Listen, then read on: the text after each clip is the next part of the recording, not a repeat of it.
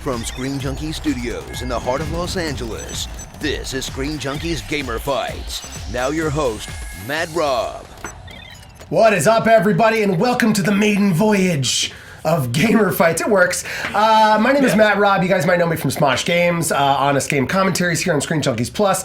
I am insanely excited to kick off this show, a massive collaboration with both Smosh Games and Screen Junkies. We're going to be doing this every single week on ScreenJunkies.com and once a month on Smosh Games, and this is the first one you guys get to see it. It's going to be an insane one. We're talking all things E3, massive fights, seeing what everybody feels, and let's take a look at who we got in the room. Oh! Come on! That was unnecessary. Busting my cannolis. Immediately. I'm sorry, I went too far. Immediately. To my left, the man who destroyed our set seconds into our first episode. You'll never forget me. You know him from Kind of Funny, many things in the gaming community. Sure. Game Over Greg himself, Greg Miller. Hello, everyone. Hi. It's a pleasure to be here. Can we just say how sad of an amount of set dressing this is? No, it's like, we want something here, but we don't have enough for like something substantial. We had the giant controller, and then after that, we could get 7 coins. So I got as many coins as possible. It works. Speaking of working, a man who some of you Smosh gamers know as the Lasercorn. He is the Lasercorn. Lasercorn. Hey! It's me. Lasercorn. I'm really Lasercorn. psyched about these like thrift store headphones we got Don't going look at on. yourself These in the things are don't look at yourself fantastic. in the monitor. Don't look at that. yourself. Yes. Just look I directly never at will. me, always. Right there. And last but definitely not least, he is our own theorist, game theorist, movie theorist, dress theorist, anything you could theorize. Billboard guy theorist. Billboard guy. 5 billboards he He's says five. he has. He Five. was very clear. He's like, good to see you again, Greg. I have 5 billboards. That makes me super legit. 5 billboards. From the game theorist, it's MatPat, everybody. Hey. I see you I on don't my know what drive camera into to work. look at, so Just look let at me them all. Just look at them all. Just look at me, always. No, we and not to say that you guys don't know all your stuff. We have a fact checker, and she is Miss Nikole Z. Hi, Nikole Z. Hello. Hi. Yes. So keep your arguments accurate, Yeah. because I'm gonna find out if you're just making stuff up. Yeah, Which you yeah. probably will be. Yeah, most of you, Lasercorn, will be making stuff up. 100%. 75% of birds are Mexican. True or false? Quick, fact checker. She's too slow. Get someone It's better. inaccurate. She's That too is- slow. That is inaccurate. That's inaccurate. It's That's inaccurate. 74%. Will Donald Trump make America great again? It's also false. I'll see. She's getting quicker. political in the first episode. What a getting surprise here in liberal Hollywood. Nobody wants a from-the-ground-up politician that isn't controlled by big business. I am He is your- a big That's enough out of you. All right, we're going to get into the first one. I am going to be your judge, and I am going to be a swift justice judge at that. Yeah, they call me Judge Dredd, They call one me might say. the dreadest of judges. So let's I with knew that, you'd say that. let's get into the first fight. Let's do this. Who wants to dance? Let's kick some tail. Show me your moves. Show me your boots. Finishing this fight. God, I love that. That's so great. That was very dramatic. Yeah, it was right. real dramatic. All right, so we're talking all things E3. E3 was yesterday for us. It was this week. Kind of an awesome E3, but usually we see a lot of leaks. Lots of leaks. This year we didn't see that many, and I want to know what you Fact guys checker, feel go like. ahead and get on that yeah, one can right you tell me away. exactly how many leaks? No. I want to know what the biggest surprise announcement of E3 was. And let's start immediate to my left. Mr. Greg Miller, you tell me what the biggest surprise of E3 was. It's You. simple. Crash Bandicoot. You talk about leaks, that a lot of things leaked this year. I don't know where you're getting your information. I feel like you might be sleeping a little too much and not I reading the am not. internet. I wish. Because plenty of things got leaked. Everything leaked. Crash Bandicoot, the re-releases did not. The rumor was that he was going to get this crappy-ass Skylanders version. And he did, and there he is, and that's happening. And it literally broke every Crash Bandicoot's heart. Tim Geddes was destroyed when he thought that's what he was getting for Crash Bandicoot. And then Sean Layden comes out and says, well, yeah, sure, Skylanders is coming, but we've worked with our friends with Activision. We are bringing back Crash 1. We are bringing back Crash 2. And they're bringing back the other one, too. I forget which one. Crash 3, Is I it believe. 3? But he said some other thing to it. And I'm like, all Crash games suck, so whatever. But it's exciting for Crash fans that Crash is back being built from the ground up. That So it's it's the going best to be. announcement, but you said it sucked. No, you said that was Right. not the question. all Fact right. checker, All right. You stole my rebuttal. What was the I question? already made that note. What was the biggest surprise of E3? All right, fair That enough. was Fair the enough. question. Yeah. Plus That was the one. question. I don't know. I feel like Put saying plus one on something there. sucks. Close enough to write on the judge's scorecard. No, This is cheating. It doesn't count. It's No, crayon. you can't. Our handwriting is so. All right, all right. similar. Crash Bandicoot. It's the you biggest feel like it's the surprise. biggest surprise. Mr. Corn. They did try to leak Crash Bandicoot, but no one cared. They kept putting it on message boards. No one really cared. I think the biggest surprise was Hideo Kojima's return with Death Stranding. They tried to can him. They tried to keep him down, getting rid of Silent Hills, but he's back, and like no one saw that coming at all with a brand new game. He just comes down that magical light stairway. You saw it coming? I'm sorry. You're looking adorable. at me funny. Fact checker, please go to youtube.com/kindoffunnygames. Play Don't PS. pimp yourself to the fact checker. I'm going somewhere with unbiased. this. I'm going somewhere with this. Play PS I Love You XOXO our E3 predictions because I literally predict this exact thing. Literally. Oh, A man. prediction isn't a leak. Apologies, head No, producer. But That's doesn't true. spoil the surprise when a fucking moron like Greg Miller can predict it and make it happen. I did say no one saw it coming. I didn't see it coming, but it just looks so cool. It just looks so different from all the other trailers. It's not focused on big explosions and stuff. It's kind of got that mystery vibe. It's like, why are all these things dead? What are those things floating there? It just makes you want to know more about the game, and I just thought it was the biggest, best surprise that could come out of it. Okay, all right. Death Stranding. Definitely the most Japanese translated to American thing I've ever heard.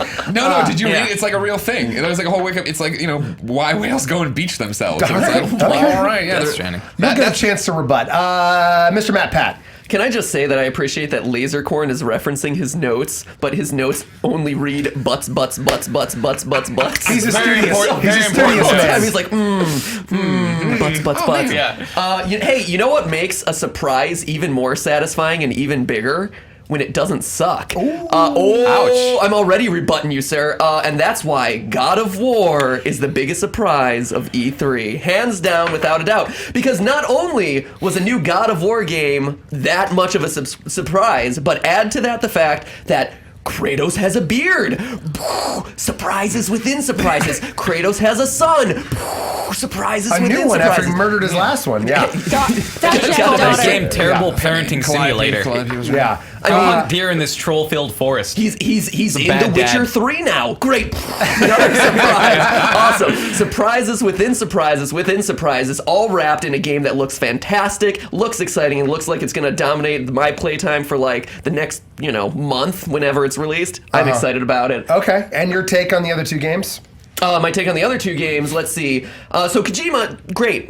I would say I was fairly surprised, although I think we all knew that he was working on something. I think the biggest surprise there was that he emerged for Sony. Wait, no. You guys don't even know what video game surprises are. No. God Okay. of War. No, I remember. God okay. of War was the surprise. No, actually, God of War was it. Thank you. He just supported me. No, but in the sarcastic sense. I think God of War was the surprise. So, the Norse game that's okay, we've been there was a rumored lot for of leaks. years. There was a lot of the talk image of Kratos with a beard that Right, leaked weeks ago. okay. People were in the internet. That's right. Okay, Kojima was announced for Sony. I remember because they're like, we got Kojima now, and we knew he was working on a new game. Here's the thing: there's not enough about it. It looks very, very strange. If the biggest surprise for me about that game will be if it's actually good, which I know I'm dropping harsh bombs here, but the thing is, like, How dare you doubt our Lord Regis? Look at that weird scar. They took his baby out of him. Here's the thing. C-section. Here's the thing I'm most interested in is I hope I love Kojima, but the thing is we've only seen him in context with like corporate overlords, kind of like supervising what he's doing, making sure it's not so extremely weird that it's not going to. I don't know. Have you played Revengeance? Revenge, and that's him with supervision. And so now all of a sudden he's set loose on his own. Let's see what happens. There's a lot of pressure riding on him on this game, and I fear that when left to his own devices, it's not. We saw the trailer; it's bizarre, and so I fear that without someone kind of guiding his path, it's going to go off the rails. It's going to be something that not many people are actually going to want to play. It'll be cool in concept, but as far as like, is it going to be a quality game? I don't know, and it's still too early to tell. So I think the surprise will be once we get hands-on footage with it. As far as Crash Bandicoot, yeah, it's nice to see Crash Bandicoot return, but I mean, how many people really are excited about Crash Bandicoot A lot, returning? which is weird. So many people have bad taste, MatPat. I don't know why, but people are super stoked about it. And it was biggest surprise. Also, fact checker, while you're over there, make sure you go check who made Revengeance, because was funny. was Too late. Oh, Platinum These Games? people don't know anything. It's all I phony. walked into that one. Okay, all right. Points for taking down Greg Miller. Lasercorn, your thoughts on everybody else? What? Those points mean nothing until I give you actual Okay, points, I was by the like, way. I don't know how this game works. I am the judge. I have the $8 power glove. I am the judge. It's like, whose line is it anyway? The points mean nothing. mean nothing. The whole Crash Bandicoot thing, I just don't care about Crash Bandicoot. It was never that great a game. I know you're here defending it, but it was just never that much fun, and it's old. It's old news. And it's just they're bringing it back. That's not a surprise. Old stuff that we have already played is not a surprise. And then over here, I don't know, God of War with a beard. I mean, they're doing a whole different mythology, and he's sending this kid off into the forest and. He's getting attacked by trolls. Like I said, bad parenting simulator. It's the Revenant with God of War. It's bad parenting simulator 2016. He doesn't even touch his kid's back. What? Just comfort him a little bit. Come on, What? man. Yeah, I know. He's like, go find me that deer. It's like there was literally just a troll attacking us. I don't care. Go find me that deer. He helped him put the knife in the deer, though. That's helpful. That's not therapy. As a dad, I disagree with this game on a fundamental level. Fair enough. Fair enough. Here's the thing. It's God of War plus Witcher plus Dark Souls. What's wrong with that? That is a huge surprise. It's a departure for the series. It looks great. It's going to be amazing. Okay. All right, Greg, your final thoughts? My final thoughts are this, of course. I'm a student of the industry, and so that's why this is the biggest surprise is Crash Bandicoot, because for years this has been stonewalled by Activision, unable to happen. They've tried to get Crash, they've tried to make all these things happen, and they've never been able to. And I understand that, again, we are all on the right page. Who the fuck cares about Crash? But it's the biggest surprise that they actually pulled this off, that this is a real thing that got to happen and people care about it. For you, with God of War, again, God of War, the Norse thing has been rumored forever. The image of Kratos with the beard leaked forever. The biggest surprise, which is not what you argued, would be that this is the first God of War game you look at and you're like, oh, I might care about the story in this. This looks like Kratos might be a cool character to follow. No, he just found a new pantheon of gods to kill. Yeah. He just went somewhere. Rob, is that a point for me or a point for... he wasn't arguing. You didn't argue it. I'm judging you guys based on argument. I can't high-five you. That's it's based unfair. on argument, not on you like guys, game? Well, you guys have to argue for you. Don't give me money. You gotta stop this. He's within driving distance. You gotta stop this. No, take your money back. He tried to bribe Gamer with Fights has respect and credibility. Yes, sir. Yes, respect the years that we've been doing this show. I have to admit, he did bring up a point. You didn't say anything about the fact that the story was. Yeah, but pretty is great. that a point for me or a point for... He's supporting my game in his own argument. I'm making a dual argument. So I'm confused. He's starting a sub-argument. Should I be like, hey, good on you. That's cool. You properly defined a leak and a surprise, but thank you for supporting my argument. Finish off your final thoughts. Is that it? You have That's nothing pretty else? much it. And then, I literally called the Kojima thing to the letter that he would walk down and do it. Okay. Even when one Colin Moriarty said there's no way he would work with Norman Reedus on the next game, I said he would. Yeah? Okay. While I think about this, Nikole, what are your thoughts? What do you got? Well, who's wrong about everything? I mean, all of you. not First my off, fault, he's a Metal psychic. Gear Revengeance was produced by Kojima Productions, but developed by Platinum Games. So they had a hand in the overall story and the plot, but they didn't develop it. So God of War was first mentioned. So we're half right. Yeah, you're getting there. Kojima Productions had But God of produced War the was first confirmed as being in production by a creative director back in 2014. At PSX. Images from it leaked in April 2016, so earlier this year. And David Jaffe said that the Norse mythology was something that he's wanted to do back in the early God of Wars. This will be the 8th God of War, so back in the early ones they were talking about Norse. That doesn't make Norse mythology not a surprise. It's just something that they've been considering for a very long time. They were also considering Egyptian gods. Let's see. Norman Reedus has pictures of Kojima all over his Instagram, and Kojima posts pictures of Norman buddies. all They over hang his out, Instagram. man. It They seems hang pretty out, obvious that they're going to keep hanging They out. go go-karting together. They do bro things. Yeah, I mean, that doesn't that's- mean they're that's collaborating. True Detective Season 3. I don't know. As for Crash Bandicoot, there were 3 hints in Uncharted 4 that Crash Bandicoot could be coming back. That's not true. The obvious, them playing the game, but then there was also like the special fruit, and then there was also like a scene where he washes up on shore that looks just like Crash Bandicoot. So that's 3. Just Okay. like Death Stranding. Hey, Death Stranding also referencing Crash Bandicoot. Yeah, Crash Bandicoot has a Wumpa fruit attached to an umbilical cord. He picks up. The tiki head follows him around. Play that game. Sorry, Nicole. Nikole?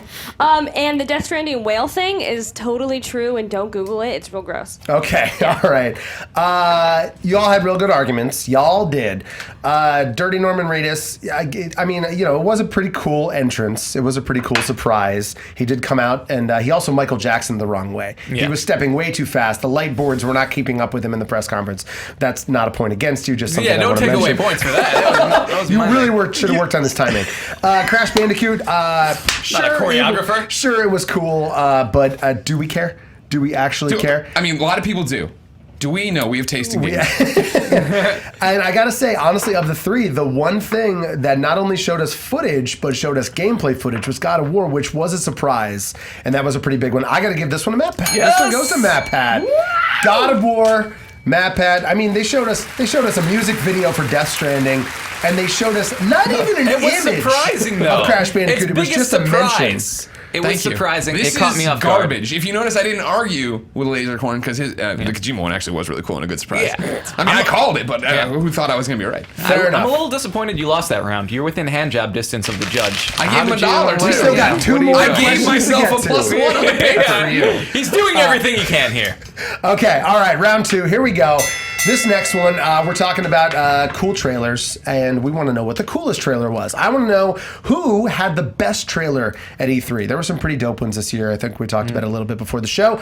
Let's start over there. MatPat, what was the best trailer of E3? Go. So very, very clearly, best trailer of E3 this year, South Park. Fractured but whole, hands down. If you think It's a about, funny name. and part of what made it such a strong trailer was where it was positioned in the overall press conference lineup. So you look at kind of what had come before. You had EA, you had Xbox, very kind of dour, very serious. You know, you had Battlefield. There wasn't a whole lot of like levity to those proceedings. You know, a lot of games this year at E3 across the board were very serious. You know, dark, futuristic. You know, we got to take down the corporate man, and then lo and behold, South Park Fractured But Whole, humorous, funny, colorful, stuff that we hadn't seen in anything up to that point, which was really refreshing. I was laughing the whole time. It's incredibly timely. You know, I think we're in that it's perfectly timed with Civil War, where right now we're in kind of this meta period with superhero movies, Batman v Superman, Civil War.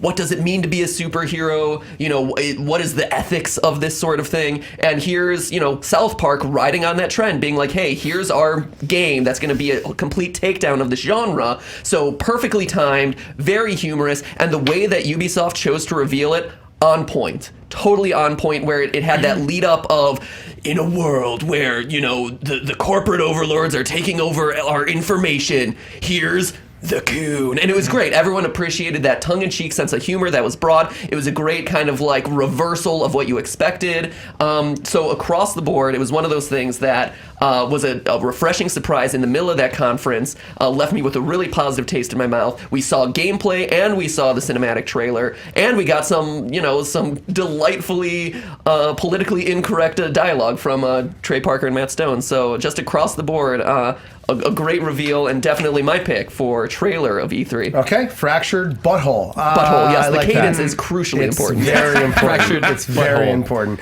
I didn't Mr. get it until I Korn. heard it out loud. I really liked Breath of the Wild, the Nintendo Legend of Zelda trailer, and I mean the biggest argument I can make for it really is as a person who doesn't play a lot of Legend of Zelda, it made me want to get into the game and actually buy it. I think the last one I played all the way through was Ocarina of Time. I played a little bit of Majora's Mask, but then like I don't know, I kind of I wasn't really feeling the Legend of Zelda games. That just nothing compelled me. But just seeing this world, it just looks beautiful. Just everything looks so like fluid, and I really like the art style. I like that you can cook. I like that you can roll boulders down hills. The fire right here, it looks awesome. It just looks like it's like a leap forward, like a huge leap forward for Legend of Zelda, and it just looks like a lot of fun. And the scene where he's like jumps off the cliff with the paraglider and you see the landscape plot. It looks like a really fun world to explore, basically. Okay. And I want to get in there and see it. All right, Zelda Breath of the Wild, Nintendo's only thing that they have this year. It better be good because they don't got a lot of those going on. There's a lot riding on that. Okay, Mr. Miller. For me, a trailer needs to tease Needs to tantalize. Needs to get you ready for something big. touching You know me. what I'm saying? No, He's it's touching me right that there. was all fun. Serious flirtation going on I here. think it's working against me. But no, for me it was not. The reveal of Spider-Man at the PlayStation press conference. You want to talk about one that there had been so many rumors about leading up to it. You know what I mean? The fact that it was going to be Sucker Punch, and then there was rumors that it would be Insomniac. To finally have the screen go dark, it pop up with the Sony thing, come up and show the Insomniac logo, and then jump into this gameplay where we're getting a Spider-Man game, and even though the costume doesn't look like what many people were expecting it to look like, that's on purpose, I think, at least for debut. I wouldn't be surprised if they dial the costume back in. I think it's done this way right now, so that at a glance you say, this isn't the movie. This is not the comic. This is their own Spider-Man. They're telling their original Spider-Man story where they don't have to worry about anything, which gets me super excited because then we're finally going to get a Spider-Man game, a Marvel game, another superhero game that's being taken seriously, just like Batman Arkham Asylum, Batman Arkham, the whole Arkham series from Rocksteady was. And to have Insomniac do that, the folks who nail Ratchet and Clank, the folks who nailed Sunset Overdrive, now to go and make their own Spider-Man game where he can do whatever they want, go out there, that's what was exciting for me. It was short, yes. It was a teaser, yes. But it got you excited. It caught people off guard, and it really set the cadence for, I think, what could happen. Okay, all right. Spider-Man. Your thoughts on the other two? All great trailers. I'll say that. Very gracious of you, he's sir. got No problem. notes, and No they problem. don't say butts. I No, can they tell don't you say that. butts. No. Butts. I think so. For South Park, my counter argument would be the fact that MatPat said we hadn't seen anything like this up until this point. Like that's true in terms of E3 overall. Right. But I feel like it's just the sequel to Stick of Truth, which was a fantastic game. Don't get me wrong. I love all the South Park games. The behind closed doors demo for Fractured But Whole, amazing. But the trailer was just like, okay, cool. That's more. It's South Park. South Park's great. I'm with you on that one. I just didn't catch me off guard. It didn't it's one of those. It where wasn't a surprise of E3. Exactly. The gameplay is where that one spoke to me. When you went and watched it and you saw how the grid-based combat worked, you're like totally in. Then for Zelda, it's a very similar thing where I've seen Zelda at these wide, for so long, all we've had is the wide shots of Zelda. It's another one where Zelda, took people's breath away when they played it at E3. The trailer, I thought, was fine. It was a mashup of all these different things, but I think if we would have just watched the trailer and not been able to play it, not had the Treehouse live stream, not understand that Link's cooking and doing this, and that's why this works, and then okay, he's gliding down this, and we've seen the expansive landscape. I feel like both of your trailers are just expanding on things we already knew, if that makes sense. Whereas the Spider-Man one, brand new ground. Okay. Lasercorn, your thoughts on everyone else's? Yeah, I don't like the new Spider-Man costume. And Spider-Man games are largely dependent on their villain, like who the main villain is, and we didn't see that. We just saw a bunch of kind of generic goons, and like I can't get hyped until I know. I mean, it's probably gonna be Vulture, right? Or I mean, my based on the fact the rumor is that's in the movie, I would say no. I think they're going to do. I think they're going to go a different direction. I think this is just like, and this is totally me hyperbolizing. I'll make that word up.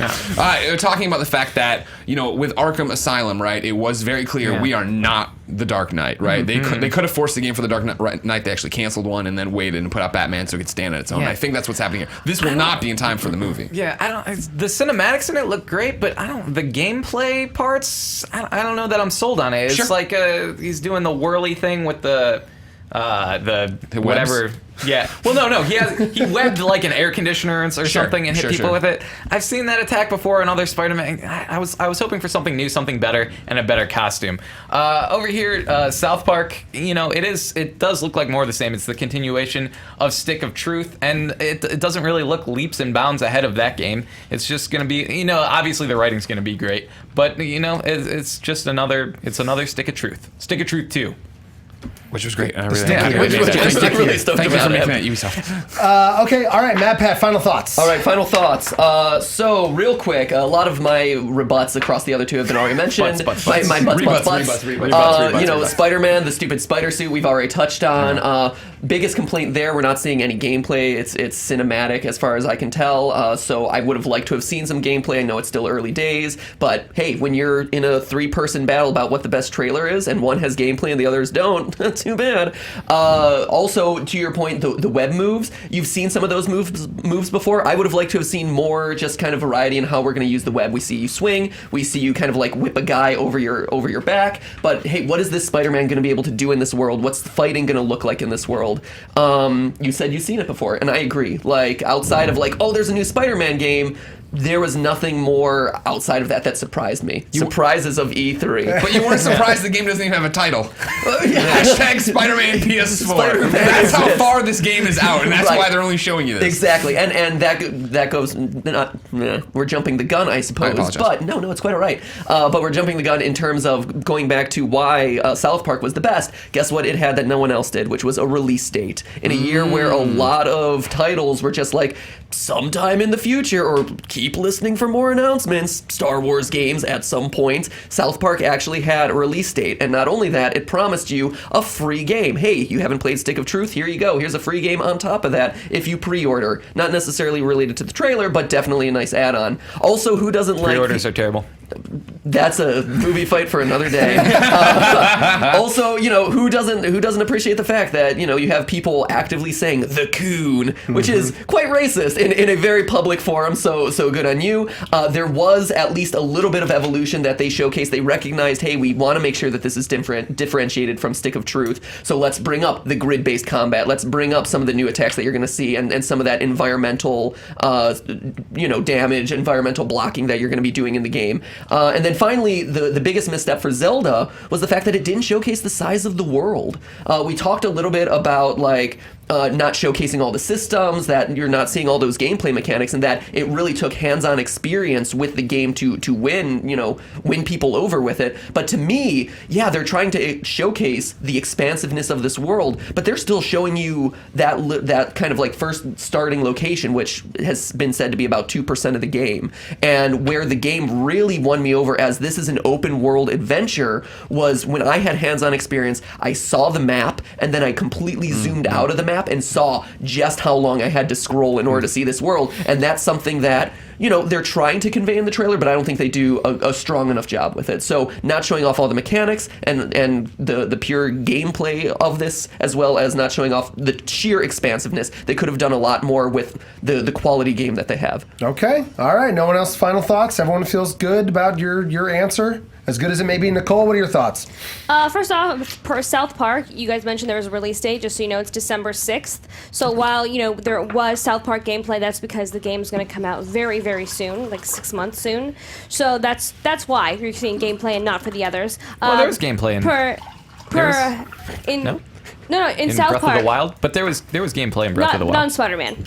Oh, okay. Yeah, We don't know. There might have been. I don't think swinging. There were I don't think snippets. swinging the air conditioner. I think was gameplay. Yeah. The big thing, the It coolest could part have of the been trailer. in-game With him cutscenes. flipping over the... in the cafe. In the That cafe. looked That was the awesome. one where I'm like, Yeah. that might be. And so that's the thing. Yeah, Yep, we don't I know. agree. But I that one inconclusive. Yep. Okay, and then to Matt's point Thanks, that fact checker. Zelda is the only thing Nintendo has going on. Incorrect. Pokemon Sun and Moon in November.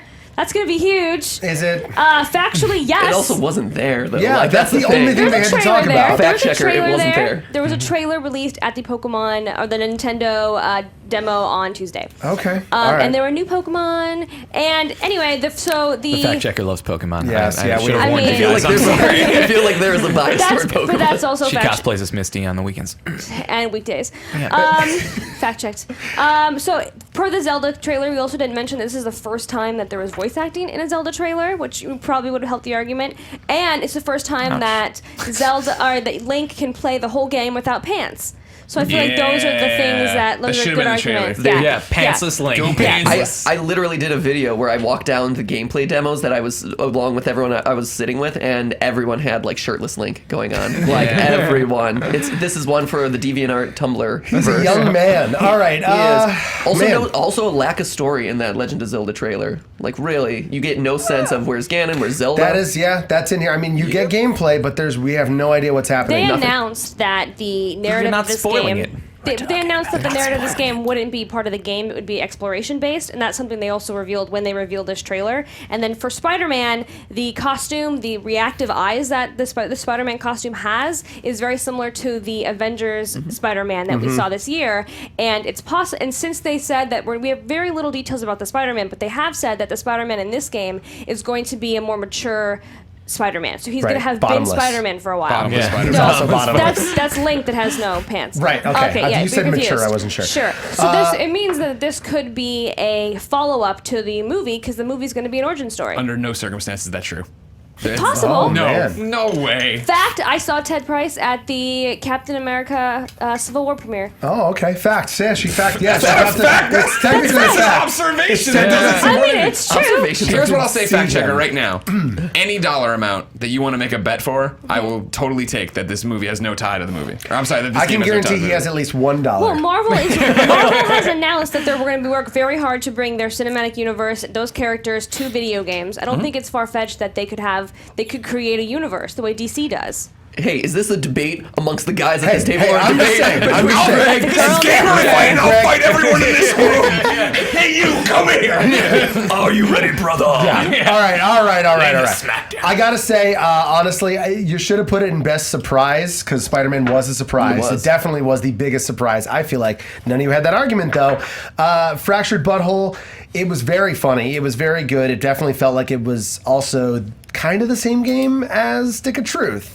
So I mean, it's hard to say it's an RPG. Sounded so like you're you said dick We're of talking truth. about It's a best. dick and We're truth. talking about. We are best talking about best trailer. We're talking about best not trailer. best game. No, not I'm like saying. best. All his notes are just doodles. It doesn't. No, there's more. Butts, I have to admit, in terms of showing us the as much as they could in the game, I feel like Breath of the Wild honestly had the best trailer. It shows us gameplay. It shows us brand new mechanics. Yeah. It shows us VO that we didn't get before. Way to make the arguments that Lasercorn didn't make on I his said, behalf. I said it did gameplay, and He when the did say fact checker gameplay, he said did showcase the when fact the that there fact were things checker you said could do. the other two didn't show gameplay, I'm like, it was I'm gameplay giving in it to Breath of the Lasercorn. Wild. And I dropped my coin. I missed the VO thing. That's, Yeah, you even drew. You even And drew the no Triforce. hands. I like those a lot. that's I'm right. really excited for that game. Are we all? Okay, all right. Final level 3. We're gonna get right into this. Here we go. We've all talked. Matt's leaving. That's it. Bye, Matt. This has been great. This has been great. Do you know how many billboards I have? And he walks out. 5. Yeah, it's actually 5. There's 5 of them. You can see them all in LA. Okay, so the name of the game, though we saw a lot of announcements, a lot of cool things, the name of the game this year at E3 was definitely VR. We saw not only an Arkham branch off into the VR space, but Star Wars Battlefront VR as well, both diving into the PlayStation VR. I want to know from you guys what established game franchise should go to VR next. We're gonna start with Lasercorn. Lasercorn? I would really love to see a Twisted Metal VR game. First of all, walking in a lot of the VR games makes me sick, so I would love to just be behind the wheel of a car. I feel like that motion's going to be a lot more natural. You don't in want the to VR walk, you'd rather environment. drive? What?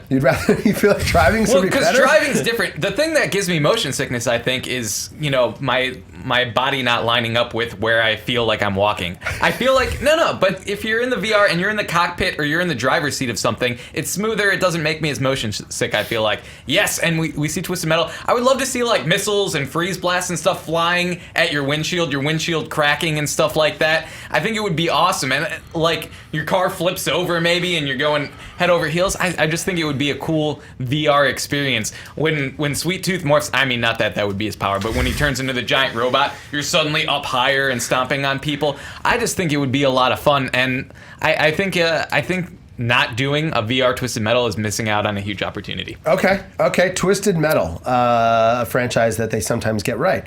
You could look out the side window and stuff, and like, there's a guy about to ram. It would be cool. Okay. MatPat. So for me, the clear choice is the Tomb Raider series. If you think about it, so Tomb Raider, you're hopping around all of the coolest places in the world. That is the premise of the game. Coolest tombs of the world, let's be honest. Tombs. She's at mountaintops. She's, underground city, underwater city. She's literally spanned all these different environments. You see her, swimming through a derelict ship or something here. I don't know exactly where this is from, but look at this. You're going from the jungles of Angkor Wat in Cambodia to, the deserts in Saudi Arabia. Mm-hmm. Like, you are spanning so many different environments, and if VR is truly about immersing yourself in these really cool experiences, these really cool worlds, Tomb Raider allows that open worldness to you, where you can actually be there in Egypt, you can actually be there in Cambodia in a safe way, from the comforts of your home. She's zip lining through these places. She has all the best elements of Twisted Metal, where you're having kind of like high speed chases. Tomb Raider has none of the best elements of Twisted Metal. I mean, fair enough. She's in that monster truck. Tomb Raider, a game synonymous with vehicular combat. But she does do it. She has, there's cool vehicle sections. She has a cool mansion. Like, there's a lot of cool environments. Add to that the fact that add to that the fact that like it's Lara Croft, you know, and if this is Points for saying the name right, by the way. Thank you. No one ever does. I know it's sad, but It's not Laura. Lara. Lara Croft. I pronounce it Lara. Points for saying the name right. All your notes say is Tomb Raider, Don't look at this. Don't look at this. Tomb Raider, cars. This is for me. You don't know my shorthand. Cars is short for Laura. But think about it. In a first-person experience, this would be incredibly immersive. It would be awesome. But in a third-person experience, you get to ogle Lara Croft closer than you've ever ogled her before in the privacy of your own home, which sounds sexist and may be, but let's face it, these are gamers. How are you ogling her if you're in first person? you're- No, I'm Yeah. saying that you That have was you my have a- big no, I'm argument saying you have against you have a first-person perspective where it could be, or it's also compelling in a third-person perspective. Is what I'm trying to say Third-person there. VR? Like, yeah, there's actually a lot of that Yeah. out there.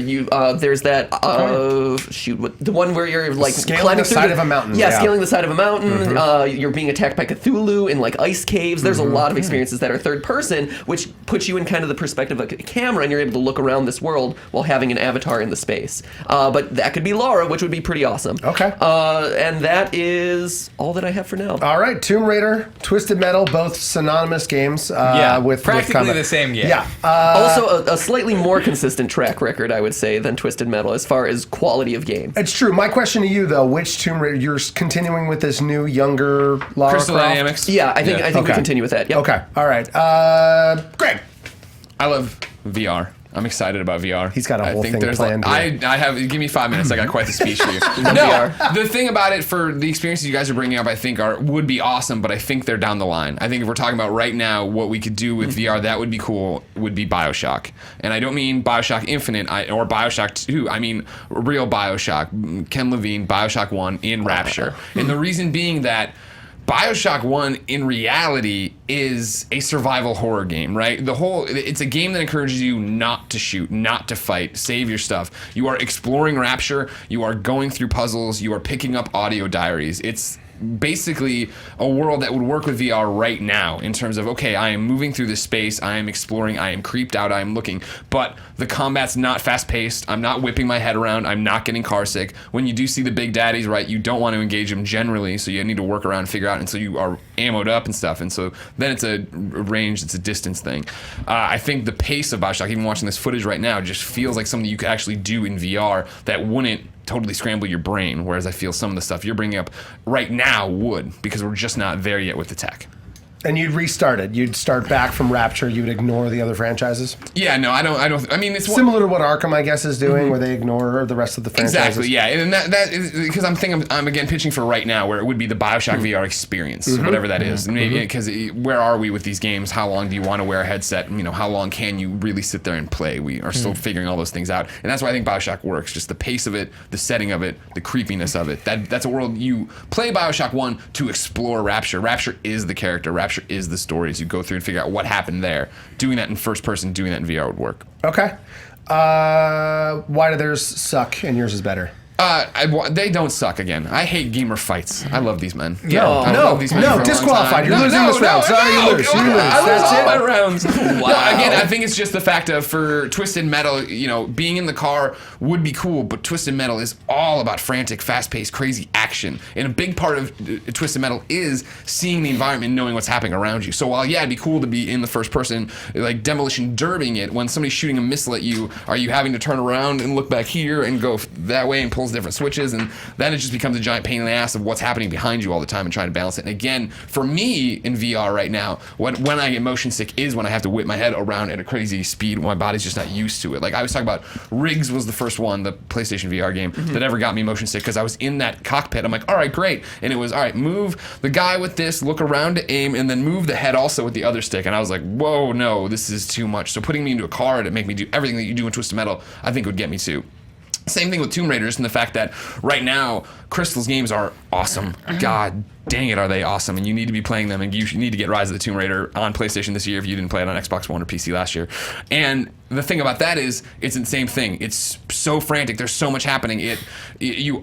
For climbing up, for exploring the environments, for earning your XP, that would all be great. But when you're in that first wolf battle and they're all coming at you from all sides, trying to whip your head around, if you're doing it in first person, I think would be motion sick city. And then if it's third person, I just think that's a lot to manage. And I still, in an action game, in my experience on third person first-person VR is very limited. I haven't seen people nail it in an action game where there's a lot happening and I need to be all over the place. Especially with aiming, how much shooting there is in Tomb Raider. That'd be the interesting thing. If my head's the camera and I can move it at any point to go anywhere, how do I make Lara aim and not just have it be lame lock-on? All right. Okay. Lasercorn. Why does everyone else's suck? Again, I actually don't think these ideas are terrible. I would We're all actually friends here. No, Yeah. no. We're friends! You're setting new a real show. bad precedent upon you guys. Yay, friendship triple For five! friends. Fuck yeah, fuck you, Judge, trying to foster animosity between these friends. You'll never break up these friendships. I Just actually, met. yeah.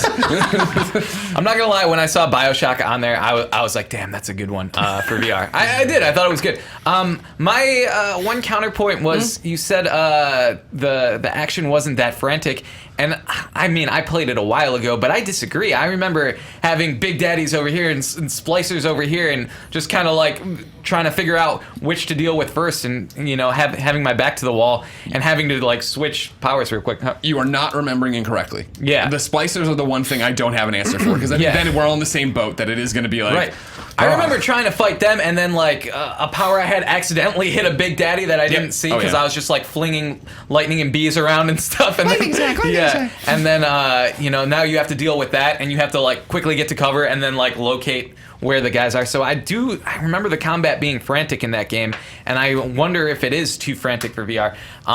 So that would be my one counterpoint there. And then Lara Croft, I'm Laura. What am I saying? Laura's mine. Damn it! You got an X. I mean, yeah, it would be cool to see the environments, but I feel like X's all over the paper.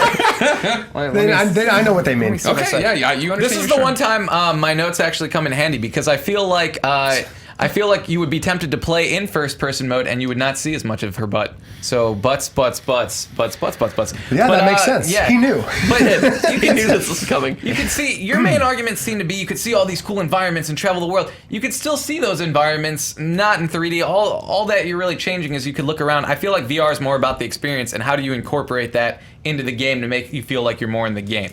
So that would be my argument against. Okay, Lara Croft. and your defense against the fact that the Twisted Metal is so frantic and fast-paced, and you'd be looking around. And I know for a fact that you, of everyone on the Smosh Games cast, do get more nauseous than anyone else in VR. First of all, on the Oculus, and B, in games where you're walking. And I do feel like my specific sickness comes from the fact that like the walking motion in games still feels so unnatural, as evidenced by games that are teleporting around now, like budget cuts. They're like, Batman. And Batman. They're like, look, people are getting sick from the walking. Like, you put yourself in a vehicle, and like being in a vehicle and seeing things happening outside the window is a more natural feel, and it's something we're more used to than the kind of jarring walking mechanics that's happening right now. Okay. I think it would make me less Driving sick. is better than walking. Yeah. Okay, I agree with that.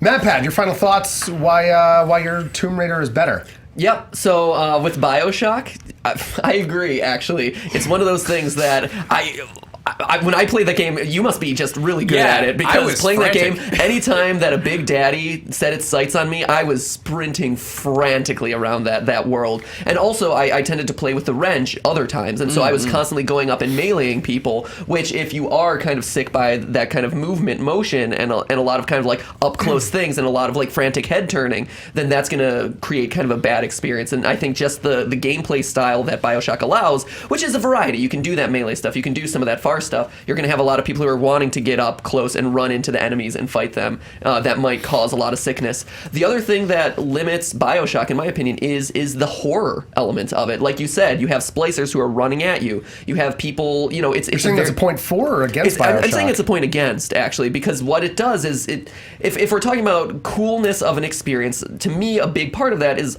especially this year, which is year zero when it comes to 360 VR videos, right? Like the headsets are just reaching out to the public. They're just starting to hit the public. There's content that's slowly starting to leak out. So at this point, we want to make sure that those VR experiences are pretty well accessible to a lot of people. And having a deranged like drug addict slicer like slashing at your face is going to be intense. Having a golf club swung at your head is going to be pretty intense. Whereas an experience in a tomb where you're kind of like more casually walking around, doing puzzles in that environment. Perhaps rating. raiding in a tomb perhaps is going to be a little bit more accessible. It's going to have a more general appeal to it than something that is as intensely scary as BioShock can sometimes be. I will say, though, one of the earlier horror experiences in video games I've ever had was those goddamn surprise tigers in Tomb Raider. So that's the thing. There's a lot of combat in Tomb Raider too. There is a lot, and there's a lot of stuff that you're gonna not see. Sure, that's called gaming. I mean, like honestly, that's called gaming. But whereas you see everything in a Lego game, I'm just throwing it out there. That's true. But whereas Tomb Raider has kind of arcs. It has ebbs and flows, right? You're raiding a tomb for an hour, and then all of a sudden you get attacked by a bear, Revenant style. It has that rise and flow, which really works for a prolonged VR experience. Right? It's not pure action in my face all the time running through this environment. It has those slow-paced moments where I'm able to kind of relax in the environment, take my time, look around, and then all of a sudden it's punctuated with a high-intensity battle or a jump tiger or whatever happens to be surprising me in that moment. But keep in mind, I don't know, am I allowed to talk? Yeah, please. Yeah, I want to hear. Keep in mind that the original BioShock, it has that too, in terms of like, I'm just going around Rapture. I see the Big Daddy, and if I don't screw with the Big Daddy doesn't screw with me. It's BioShock Infinite where in the first basically you play like a coward. You have to play like a coward. Don't mess with the Big Daddy. That's how it is. And like, you're already playing in your underwear. You might as well just own it up. Yeah. I think what's dangerous in what you're talking about is the fact that it needs to be accessible to the general public, right? And the fact that I think, honestly, for VR to work right now, it needs the hardcore games. Because right now, that's what PlayStation did so well at their conference when they came out. And they were like, all right, cool, let's talk about VR. Resident Evil, Batman, Star Wars. And you're like, oh my gosh, those are real games. Because up until now, it has been, hey, here's Gary the Go. And here's Job Simulator. And here's here are these little experiences, these little tech demos that my mom's gonna try, but it's never gonna make her buy it. And like for this investment, it needs to be something we want to play. And I agree. And I think VR right now is looking for what its killer app is gonna be. 100%. What is the Halo of VR going to be? That being said, BioShock, if you're just hearing off of pure perspective, BioShock versus Tomb Raider just has it's a longer standing franchise. It's one that people know and recognize. And and like you said, Crystal's games right now are fantastic. Like they're going underappreciated in the market, but like it's going to be a fantastic game. The other thing I was going to say real quick is, and then just to the point that like Tomb Raider's background, yes, there was some light shooter elements to the early games. If we're kind of looking at the whole history of this franchise and where it could potentially go, its background is as a puzzle game, and I think that kind of slower pace where you are able to take in these environments is a really big point in its favor. Yeah. And then lastly, where you're limited in BioShock, Tomb Raider spans a lot of different experiences where I might get sick of an underwater city, but hey, as soon as I'm tired of seeing the Himalayas, I'm hopping to Egypt. For Twisted Metal, the outside of the frantic action, the other thing that's important to note is you're going to be limited by the car being around you, right? So much of VR is being immersed in that world and seeing kind of a 360 view of these places you wouldn't normally go to.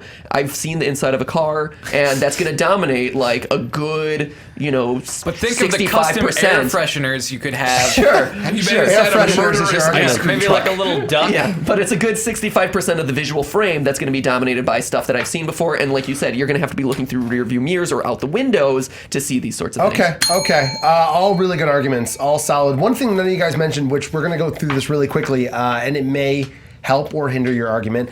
Really quickly, which system and why? Or all three? Which system and why? Which VR headset would you put this on? So honestly, across all the VR headsets I've tried, definitely the PlayStation VR is my favorite. Okay. It has the most comfortable headset because it sits more on the forehead than it does kind of around the eyes. The field of motion is great. Like the Move controller works pretty well. And so okay. Really quick, Dave. Sorry. Which? Yeah, I like the Vive. It's the one. Like I said, some of them make me ill. The Oculus is the worst offending culprit, but for some reason, the Vive I feel good after I take off and do a session, and that's what I'm basing my whole thing on. It feels like it would be a Hover Junkers. What? The Hover Junkers. Brandon Latch's. It's similar, right? very different, but driving with the around, Hover shooting Junker, your opponents. Like that Lasercorn, like very different, not at all. What? Yeah, you have to. No. You have to stop and shoot because everyone who I know who's played Hover Junkers has said that like shooting and moving at the same time is very difficult. It would be very much more fluid. You know, you'd be driving and then just press a button to shoot. Driving and shooting missiles, just like in Tomb Raider. Just like And Greg, really quick, which Which system and why? So I'm confused. This is our favorite, or what we put the game on? What would you put the Bioshock So VR on? Lasercorn is going to take a PlayStation exclusive and put it on the Vive. I'm allowed to do whatever I want. Sure, It's a whatever it fantasy is. world. It's a fantasy world where all these things are real. Though it doesn't get I paid for think that. Bioshock will work on all of them. I like having the handholds for move, but you can use that on the Vive with the wands too, and you'd be fine. Okay, all right. Nikole, what are your thoughts before I throw this out there? Well, you guys were all over the place. In a great way, yeah, though. in the best possible way. Per the argument that Tomb Raider is just like Twisted Metal, I will say that she has had many vehicles, including a kayak. Not the same. So Kayaks are factually, just the there same. are Yeah. vehicles. Can you All those imagine a kayaks missile in battle in Twisted Metal. kayak? Make that game happen, world. Kayak battle. We'll look into it. And then MatPat argued that in Tomb Raider you could go from the Himalayas to Egypt, but in the 2013 game you primarily stayed in one location. So you could argue that throughout different Tomb Raider games you went to different locations, but you could also argue through different Bioshock games you went to different locations. Sure, Sky, sure. sea. Yeah, so we do have racing VR games already. So as far as the argument of the technology not being there, we do have games like Project Cars and Dirt Rally, which are racing games for VR that are working, and the technology is there. Lots of vomit, though. Yeah, Lots of sure, vomit. lots of vomit, but that's expected. And for Bioshock, we go back and forth in this argument about having quick motions and stuff, but their splicers are the war that happened in Rapture takes place between splicers. So to say that there's only a few of them or you're not going to be making those jerk motions often is probably not true because they're the vast majority of the enemies. Okay. Her game would be Pokemon Snap, by the way. That's her. Yes, would please actually bring back great. Pokemon Snap. I don't think did I any of call us it? would argue Did I that. call it? One of us should have argued Pokemon Snap. That was a great one. Damn it. Okay, honestly, these are all really solid. Fact checker wins this round. Tomb Raider, I think would be really interesting. Points against the fact you don't get Lara Butt. I mean, that is a kind of a He's driving saying point. third-person option. You could but- get Laura You Butt. could get Lara Butt. It You are works saying- in first person and third I've person. yet to Matt see Rob. third-person VR really impress me. I'm just saying. I'm just saying. Still a solid argument. There was a lot of interesting stuff. You were immersed in these tombs that one would be rating. Twisted Metal. Yeah, I guess there's an argument. It is going to be frantic. There is going to be a lot of looking around. You are in a car. You are not. You didn't really throw out that you'd be behind the car, similar to the third-person view you get in the game. No, So I would go first person. strict Yeah. first person. Okay. I mean, that is frantic and there's a lot going on. And you are the one who does get the most sick from these games. And then Bioshock. From the walking games. Every I game don't I've see the difference between the two. All right. I'm just saying. I don't see. If I'm you're just saying saying there's a reason that they're So implementing it's the this shifting? teleport It's the thing. walking There's like a weird this? head. So I don't know. Actually, what I can tell you is, so based on Game Lab, where we have 360 videos for Shameless each. plug. Yeah, absolutely. Where we have. Where can I Hashtag watch Game Game Lab. Lab? You can watch it on the Game Theorist channel. Oh, interesting. Yeah, What's that URL? It's Matthew Patrick 13, or just Google search Game Theory. Okay. That's the kind of funny joke you're making right there about the plug. Kindoffunny.com, everybody. all right. All My Lord right. and Savior Patreon. But in all honesty, Yes. one of the things that we learned in filming those 360 video experiences for the show was that you need a point of reference or a stable reference point to make you not feel sick. Like Right. if the whole environment is moving around you, like it does in a lot of those walking experiences, you are more prone to get nauseous. And Boom! so Game theory. All right. just a okay. theory. Hey. But he's right because he's the goddamn I'll do the game thing. theorist. I'll do the thing. I gotta say, honestly, it is about immersion. It is about immersion in things that people wouldn't normally get. I feel like Twisted Metal will be really difficult to really get that world. I feel like the frantic gameplay, like Greg said, is important, and I feel like something like that would be a total loss in VR. I feel like Tomb Raider, we're already getting it with a lot of these kind of traveling apps and traveling things. The fact that Rapture, I feel like one of the greatest locations, fictional locations for a game to have in the last couple of years, and the horror element that you said actually plays for it. It plays towards it. I think horror VR is probably one of the really bigger popular things. right now. I gotta give it to Greg. Greg Miller. Finally on the board, We everybody. are tying it up, Here we everybody. go. We're tying it up. We are one across the board. MatPat, be happy for me. Come on now. I wasn't. I wasn't. All right, good. There it is. Look at that. See, Let's friends. just end the show here. We No, all sorry, no, we're not. We're gonna do things a little different here. Gamer friends. No, Yes, no. show over. We spent a lot of money on that graphic. No, we are going to go into our final segment this week. Quiet you. we know what your budgets are. Fact checker. How much money we spent? All right, so we're doing a thing called Speed Round, which a lot of you guys who watch movie fights have seen question, we do the last two, whoever's in the lead, will take on the second in the lead. We're going to do this a little different. Each of you is going to be getting 3 different speed round questions. Okay. We're going to throw them out there. It's a 5-answer multiple choice. Jesus. You guys have to pick one, and then you have 30 seconds to fight, and then I will pick the least valid argument, and then the 2 stronger ones will go head-to-head in 20 seconds. So, do you guys understand? You guys understand? Everyone understand how we're doing this? Kind of. Yeah, you do. We're going to go right into it. All right, our first question. At Melkovir, Melkovir, on Twitter asks, who won E3 2016? Up on the board, we've got Microsoft, EA, Bethesda, Sony, Sony. Damn it. Microsoft. My argument is that everyone... Hold on. Nintendo. I'm so screwed. At least you didn't say EA. All right. Matt answered first. Matt, why is Sony? You've got 30 seconds. Nicole, you're taking our time. Ready, go. Sony, the sheer fact that everyone on stage called Sony first shows you have God of War, you have Spider-Man, you have actual games, you have actual release dates, you have a quality VR offering that no one was expecting, you have, just across the board emphasis on games, not being bogged down in all this other kind of like new console stuff. A lot of surprises, and it was the show that everyone was talking about on the show floor. Okay, time. That's 30. Yeah, that is 30. You answered Microsoft next, though Nintendo snuck up about 5 minutes after that. Greg, you've got 30 seconds on the clock. Why Microsoft won E3? Ready and go. Microsoft is changing its face. It's trying to decide what it's going to be going forward, and that is Project Scorpio. It is them coming out once again and saying, hey, we are about games. We know we were wrong before. And also coming out hat in hand and saying, we've lost this generation. Now we need to go further and give the developers, something different to do. That's what Project Scorpio does. They're saying that while supporting the current system. Dead Rising 4, Gears 4, State of Decay 2. They are bringing back the games you loved. Microsoft's conference was awesome. It just got overshadowed by Sony at the end. The thing about this is they are back. They are Microsoft. Okay, ding, ding, ding, ding, ding. All right. Last one, Nintendo. We know who the best conference was. I'm doing what I can. You did really, really good. Okay. I was impressed. Hold on. Last one, Laser Beam. Nicole, call it whenever you're ready. And go. So Nintendo had a game. They had that one game, Breath of the Wild. And did you guys see him cooking? He made like steak and mushroom skewers, and I was like, that looks good. And then I guess there was a Pokemon thing too. And you didn't tell me we'd have to have reflexes. You know my reflexes are slow. It's called speed round. Did you see the guy see the glider where he glides? That was pretty cool, right? I'm always like, he needs a glider. And time. All right. I think we can all agree which of the 3 was the weakest. Damn it. It was Microsoft. No. It was Nintendo. Here's a new system. Oh, here's another new system. Hold on. Here we go. Matt, you've got 20 seconds to tell us why Sony was better than Microsoft. And do it.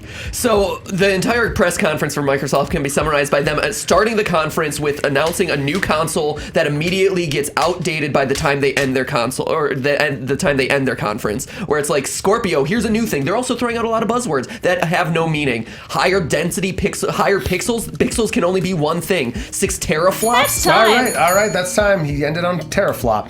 All right, you've got 20 seconds why Microsoft was better than Sony. Good luck. And go. Microsoft had concrete details. They had release dates for their games. They had exclusives. They are paying it forward to the gamer. All these games that can be played on Xbox One can now be played on PC when you go somewhere. They made Scorpio make sense. Sony leaked PlayStation 4 Neo 4.5. Then they immediately took back all this information. The Sony conference ended awkwardly because they were clearly going to talk about Neo there, but pulled it because the Microsoft. Okay.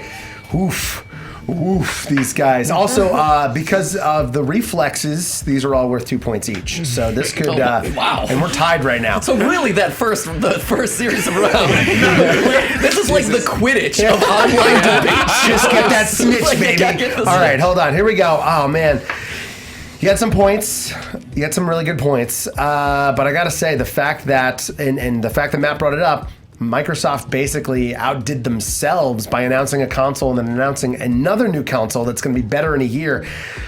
Overall, I think we got to give it to Sony on this one. Matt gets the point. All right. Lasercorn, do you understand the rules now? Yeah, I do. The problem is they're faster than me. Their reflexes are better. Get ready. No, don't worry. Now I know not to wait. I thought they were going to pop up on screen. Yeah, Like, you it said say on multiple the choice. screen, and I was looking at the screen, and Well, there's you nothing can call on it the the letter. screen. We'll have it come up. We'll have it come up as soon as I answer the question, or I ask the Wait, question. so when should we call it? As soon as I answer. So as and soon as you understand the question, you can shout out the answer. No. And if it's not there, multiple As choice. soon as he says Just go. that multiple choice, you can claim it. No, you'll see it on the screen. The moment Okay. you see it on the screen, So it's you like can claim Jeopardy. it. Once Exactly. Alex is done reading Yes. the question, that's when you can buzz in. Yes. If you buzz in Also, early, you lock said yourself something out. about letters. Potables. You'll see the letters. You can call it the But letters. there were no letters last round. First episode, guys. Blatantly we're all trying new misleading. stuff. Here we go. Blatantly Second misleading. All right, let's do it. one. At DJ Andromeda Splinter asks, Cell. what? Hold on. Okay. What is the best Tom Clancy gamer franchise? Splinter Cell. Splinter Cell, Rainbow Six, Ghost Recon, The Division, or Hawks? Please someone say Rainbow Jesus. Six. Rainbow Six. All right. Dave. Ghost Recon. All right, Ghost Recon. All right, I've got Splinter Cell. You answered first, Greg, and Rainbow Six. You got it, Matt. All right, Greg. 30 seconds on the clock. Nicole's going to call it. Why Splinter Cell's the best Tom Clancy franchise? Go. Okay, so Splinter Cell is the best because it's the most diverse in terms of you can get so many things out of that one franchise. Of course, there's Sam Fisher. You want to talk about characters that matter like Lara Croft, Nathan Drake, Crash Bandicoot, things that have mattered throughout the ages. Sam Fisher is one of them. He came along and showed you that stealth action could be cool. He came along and showed you that the Xbox could have a protagonist, a star, on the level of a Solid Snake. And then he also pushed forward the stealth genre, shooting out lights, doing these different things. Let's not even forget that then they added in multiplayer that everyone loved for so long. 30 seconds. That's 30. That is 30. Okay, MatPat. Rainbow Six, why it is the best. 30 seconds on the clock. Go. Let's talk about Rainbow Six Siege, shall we? So this was one that hit the market. Everyone kind of dismissed it, but those who actually took the time to play the game are still playing it to this day. It offers a great balance of that defense versus offensive strategy. It has a brilliant use of destructible environments to help tweak that strategy. It has endless replayability in terms of how you're constantly playing along with your other friends. It's just across the board like a game that has slipped under the radar, that has gone underappreciated in this storied Tom Clancy series of games. Time's All right, up. that's 30. That's 30. That is 30. Rainbow Six, some good points there. Mr. Korn, why Ghost Recon is the best Tom Clancy game? You've got 30 seconds on the clock. Go. Ghost Recon is all about the tech. It's all about, the drones and marking your targets, moving up where you are. It's strategy. It's a thinking man's game, and it's better than the other two. You really have to plan your courses and figure out strategically where you're going to go, where you're going to move, how you're going to take your enemies down without getting spotted. You're a ghost. It's got the best stealth element. I mean, you're kind of just running around in Siege. I mean, I've seen a lot of players with a lot of very unorthodox tactics that would never really work. But in Ghost Recon, it really feels like what you're doing is more true to the real world. I got to say, based on the arguments themselves, man, I think I'm going to have to knock out Rainbow Six just because he's stuck with Siege. I get it. You stuck with Siege. I get it. He gets it. He gets it. All right. 20 seconds on the clock. Is it clear that I haven't played too many Tom No, it's Clancy totally games? fair. Yeah. It's totally fair. Though I was really hoping someone would defend Hawks. I just fall on the grenade. a long time ago. It's like shoot all the planes, shoot all the other planes. Why That was the Splinter walk- Cell, Mr. Greg Miller, why Yeah. Splinter Cell is better than Ghost Recon? You've got Sure. 20 seconds on the clock. Go. The fact that the matter is that Splinter Cell is better than Ghost Recon because Splinter Cell's, you remember it. You can talk about moments from Splinter Cells and all these different things. Ghost Recon is a game that's been around forever and I think is searching for an identity, as evident by at E3 this year, Wildlands came out and is not what you were describing. It is not plot of course. It is not this. It's you and your friends dicking off. We're going in there and you mark people. Maybe you 20. don't. You All gotta right, run that's in there. 20. That is 20. That is 20.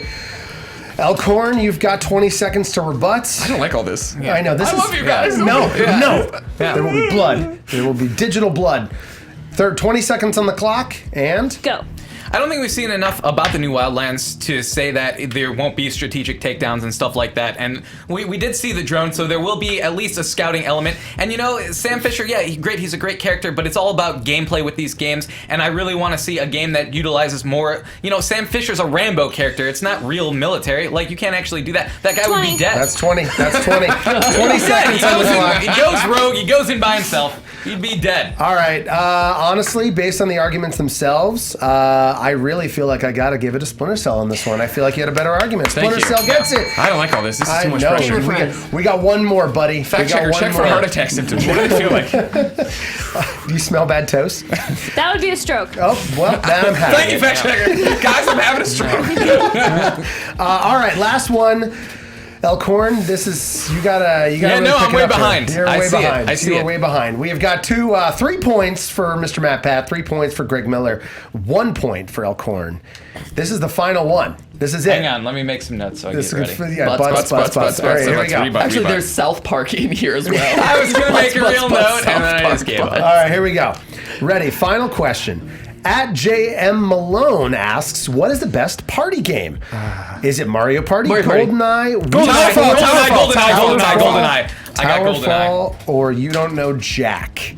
It sounds like I heard Mario Party, MatPat, that's first. Wait, hold, go back to that screen. That said Rocket Mario No, Party. that was a mistake. Oh, okay. I've got Rocket League meets Rocket League Mario Party. You guys ever heard of Rocket that? Mario Party. Fact checker, check that. Make And sure that's a did game. I hear you say Rocket Wii Mario Party, Sports? not No, again. you heard me say Towerfall. Oh, Towerfall. Okay, great.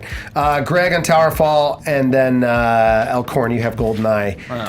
All right. Being the first in this, Mr. Pat, tell me why Mario Party is the best party game. You've got 30 seconds on the clock. Go. Look at Mario Party's track record and the basis of this game. You know, tabletop gaming has been around for decades upon decades. Here's a board game brought into video game form. Each minigame has its own different, unique experience. You have so many different ways to play. You have challenge modes. You have, 2v2, 4v4. You're doing Bumper Bowls to this day is one of the most iconic games, in that franchise. You're playing with some of your favorite Nintendo characters. You're able to represent your personality. There's, and each year they're trying to innovate and do new things with this franchise. So even though you're picking up multiple Mario Parties, 30. each one has a different goal. That's 30. All right. I heard Towerfall next. Okay. There was a lot of rabbling, but I heard Towerfall next. We've got 30 seconds. Why Towerfall is the best party game? Go. Towerfall is the best party game because it's simple. Party games are about accessibility, being able to jump in and play. Towerfall is, 2 buttons? I think it's shoot, it's dash, and it's move around. You get a couple power-ups. You can be into Towerfall and have no idea how to play it, and by the end of the match, not be an expert, be competitive. It is a game where, yes, skill matters, but you're able to get in, you're able to have fun. The ability to beat somebody with a bomb, to catch an arrow out of the air, there's advanced elements, but it still can't stop you from getting stomped on the head by somebody who's jumping down from the top level. Towerfall, you can jump into and have fun, no matter your age, gender, All right, sexual that's 30 preference. seconds. Sexual preference did not get counted in there, sorry. I'm sorry. It was after the buzzer. All right, last one, Elkhorn, GoldenEye. Why GoldenEye is the best party game? You've got 30 seconds on the clock. This is it, man. Yeah. Do it. All right. GoldenEye 64, just one of the most iconic games of all time, and the multiplayer mode, the split screen, was the most fun with your friends. Playing in that GoldenEye mode, moving around the facility, shooting your friends before they get to the golden gun, your friend that camped the body armor, it just had so many memorable moments.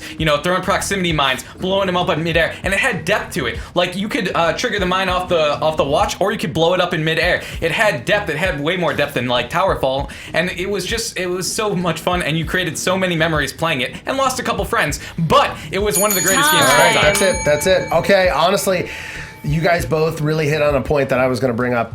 The fact that there is different modes and different things that you could do in both of your games, not in Towerfall. And you also said that there are 2 buttons, and you mentioned 3, but it's just me. Sorry. Technical. No, I'm sorry. I'm going to have to knock you out of this one. Wow. I'm sorry. That's crazy. I'm sorry. Mario Party sucks and is nonsense. Whoa. Nothing matters in it. Whoa. GoldenEye is not a party game. It's great local multiplayer. Hold It's not on, a party here we game. go. What do you mean by I nothing played it at matters? plenty of parties. Hey. Me and 3 other friends. All right, here we go. 20 seconds on the clock. MatPat, why Mario Party is better than GoldenEye? Go. GoldenEye doesn't hold up to this day. Try playing it today. It doesn't hold up. That's all I need to say. Mario Party applies to all ages. So many friendships have been lost over chance time. Skill matters in Mario Party, and if you are really good and strategic in that game, you can more consistently win. But it's not so much that it's inaccessible to any player who can just jump in and play. And that, at the end of the day, is what. All right, time. Mr. Corn, 20 seconds on the clock. Do it. GoldenEye 64 absolutely does hold up. If you've played the Counter-Strike mod for GoldenEye 64, it's the exact same game, but you play it on PC. It holds up. It is still a ton of fun. Mario Party has had some terrible entries in the series. What's the one where you're all together and you're moving around? That defeats the purpose of a board game. Hey, let's all move together. Hey, let's play Sorry, but let's all get on the same space and move together as a group. Time. You're mad that we're being friends here? That's the stupidest. All right. That's All right. one game. That is intense. That's Oh man, one that is game. really intense. I gotta say, your argument against the fact that GoldenEye still holds up is a mod in a completely different game. It's the same. It's like the same experience, but with Counter-Strike graphics. It's so good. Okay, all right. I think The gameplay holds up. The gameplay holds up. Okay, I think I've made The my levels are decision. I fun. think based on the arguments here, it's got to go to Mario Party, MatPat, and the winner of the first ever Gamer Fights. I think the comments will side with me. No, I don't. GoldenEye Well, over honestly, Mario you Party. guys can tell us who you think won. It will matter because you guys can talk as much smack on Twitter to each other as you want. Also, send us your questions. Send us all the things. Hashtag GamerFights. things. Hit us up on Twitter. Mr. MatPat, where can they find you on Twitter and the YouTube? They can find me on Twitter at MatPatGT, MatPatGT, and on the YouTubes, if you just search for Game Theory, you will find me, or Film Theory. No Film Theory. Lasercorn, where can people find you? I have no idea. Oh, Smosh Games. Yeah. Right here. Smosh right Games now. and YouTube.com/Lasercorn. And at Lasercorn on Twitter, of Yes. course, Mr. Greg Miller. Everybody go to kindoffunny.com, subscribe to the YouTube channels, listen to the podcast, follow us on Twitter. Yeah. And at Game Over Greggy. Nikole, you could find you at The couch. Right there. I'm on the couch. Yep. I'm at Nikole Z. Nowhere else on the internet. Sorry, you can't find me.